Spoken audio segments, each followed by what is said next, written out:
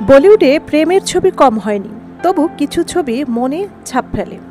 আর সায়ারা ঠিক তেমনই একটা অনুভব, একটা অনুভূতি। এই সিনেমা দেখে কেউ কেঁদেছেন, কেউ হেসেছেন, আবার অনেকেই প্রেমে পড়েছেন।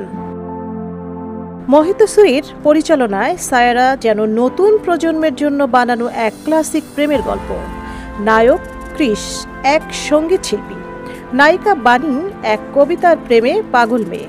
দুজনের মধ্যে গড়ে ওঠে এক অদ্ভুত সুন্দর সম্পর্ক, যেখানে গান হয়ে ওঠে ভালোবাসার ভাষা। একজন দর্শক লিখেছেন, সিনেমার মাঝখানে চোখের পানি ধরে রাখতে পারিনি, মনে হচ্ছিল এই গল্প যেন আমার নিজের।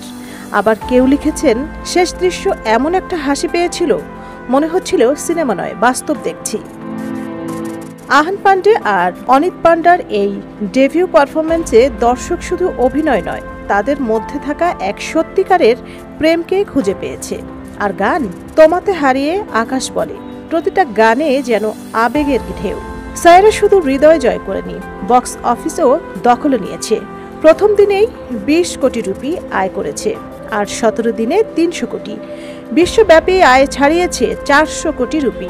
সমালোচক অনুরাগ বসু বলছেন, ছবিটা দেখে আমি সত্যি কেঁদেছিলাম, এটা মোহিত সুরির সেরা কাজ।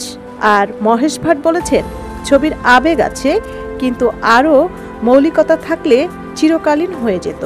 সায়রা আমাদের মনে করিয়ে দেয়, ভালোবাসা মানেই শুধু একসাথে থাকা নয়, ভালোবাসা মানে অনুভব করা। একটা গান শুনে যার কথা মনে পড়ে, একটা কবিতা শুনে যার চোখে জল আসে, সেই তো ভালোবাসা। আপনি কি সায়রা দেখেছেন? কান্না পেয়েছিল নাকি হেসেছিলেন? কমেন্টে লিখে জানান।